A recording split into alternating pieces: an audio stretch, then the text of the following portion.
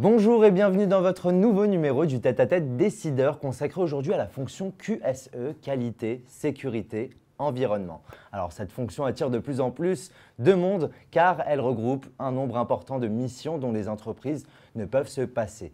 Le responsable QSE doit intégrer dans la stratégie globale de l'entreprise la qualité, la sécurité et l'environnement. Alors comment se passer de tout cela? Impossible, c'est évident. Pour mener à bien ces missions, il s'appuie sur des références telles que l'ISO 9001 et l'ISO 14001 ou encore l'OHSAS 18001, etc. Bon nombre d'entreprises externalisent d'ailleurs cette fonction. Alors pourquoi? Afin de nous apporter ces précisions, à mes côtés, Pierre-Emmanuel Lemarchand, dirigeant du cabinet Equaleos. Bonjour. Bonjour. Alors première question, vous proposez des services d'externalisation des fonctions QSE. En quoi cela consiste-t-il et quelle est la différence avec du consulting?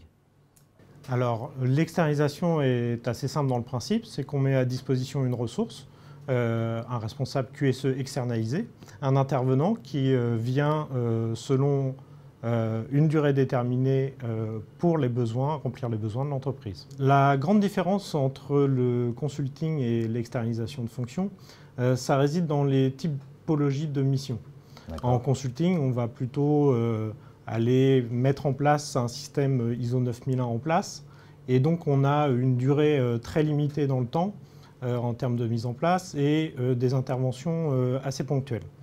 Dans le cadre de l'externalisation, on est sur des missions plus longues. On va s'intéresser au quotidien de l'entreprise.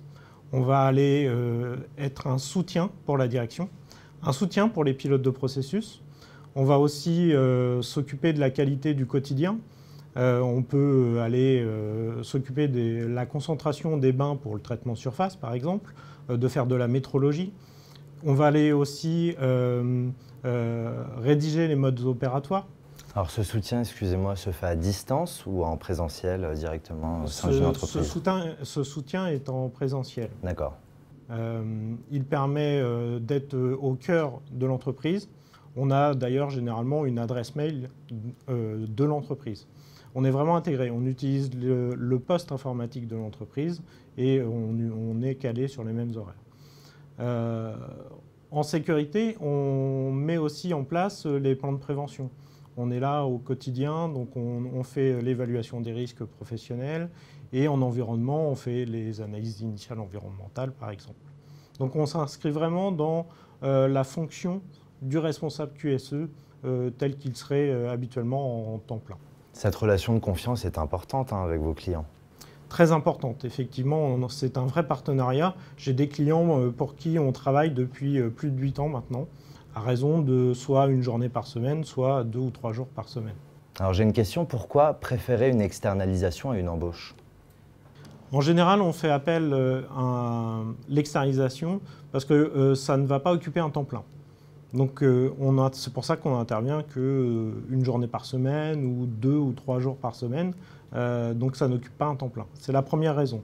Une autre raison pourrait être, par exemple, pour le cas d'une augmentation pour la mise en place d'un système où on a besoin d'une ressource supplémentaire. Donc ça a beaucoup d'avantages, évidemment, puisqu'on n'entre pas dans la masse salariale de l'entreprise. Il n'y a pas d'histoire d'embauche. Il n'y a pas donc d'histoire de formation, de temps de formation, ni de congés payés ou de RTT. On ne vient pas utiliser les ressources, le cadre des ressources humaines de l'entreprise, puisqu'on est une fonction externalisée, donc c'est une prestation de service. On a un budget maîtrisé, puisqu'on se met d'accord sur un nombre de jours de prestations à l'année. L'autre avantage aussi est que nos intervenants sont formés par Equaleos et donc elle a l'assurance d'avoir toujours un intervenant qui soit le mieux formé possible aux nouvelles normes et aux évolutions des normes qu'il peut y avoir. Alors on va parler d'Equaleos, qui est un cabinet spécialisé dans le conseil et l'externalisation QSE. Quels sont les cas qui amènent vos clients à faire appel à vous? Ça peut être donc la mise en place d'un nouveau système de management. C'est un cas assez fréquent. Ça peut être aussi dans le cadre d'un remplacement de congé maternité. Ça peut être aussi un départ en retraite et un choix de changer, plutôt que de créer une embauche, de s'orienter sur ce type de solution. Mhm. On peut avoir un projet de certification, donc, comme je disais tout à l'heure, mais on peut avoir aussi un besoin ponctuel sur l'évaluation du risque. J'ai des clients qui, par exemple, ont eu un accident de travail, qui sont en relation avec l'inspection du travail et qui ne savent pas trop gérer la relation avec la directe, et donc qui me demandent de détacher quelqu'un pour faire l'évaluation du risque, voir ce qui s'est passé, l'arbre des causes, et derrière, avec le travail qu'on mène, décide de garder cette ressource une journée par semaine, par exemple, pour aller sur d'autres sujets. Alors vous faites vos propres recrutements ou alors c'est l'entreprise qui vous impose des critères pour recruter du personnel? C'est un savant mélange des deux. Je vais aller chercher les besoins de l'entreprise et je vais coupler ça à mon expérience et aux formations des différentes personnes que je vais recruter. Alors on va rentrer dans le vif du sujet en parlant de votre clientèle. Qui sont ces entreprises qui ont décidé de vous faire confiance? Alors il y a 12 ans, quand j'ai commencé, c'était plutôt des TPE, PME, plutôt industriels d'ailleurs, qui ont décidé, qui n'avaient pas donc de quoi occuper un temps plein. Donc je les ai démarchés et ça a pris tout de suite. Donc de la TPE depuis ces années, ça a évolué sur des PME un peu plus grandes, 50, 70, 100 personnes, qui ont compris l'intérêt de faire appel aux services d'externalisation, et depuis très récemment des grands groupes.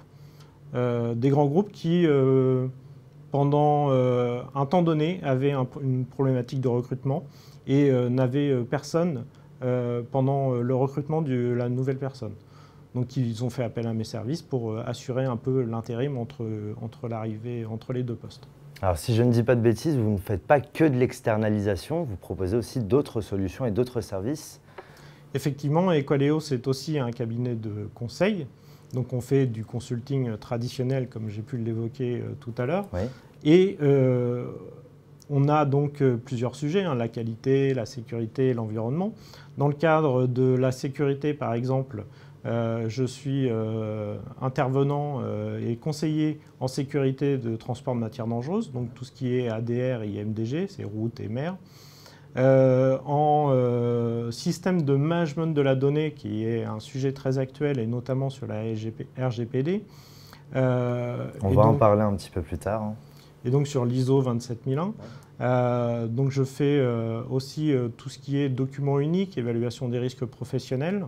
Et dans ce cadre-là, depuis quelques années se développe le bien-être et donc la santé et la qualité de vie au travail, dans lequel je propose des ateliers de bien-être. On va parler de coaching. Et donc on va jusqu'au coaching, effectivement. Très bien. Alors, on va se tourner vers l'avenir. Quelles sont vos orientations pour les années à venir?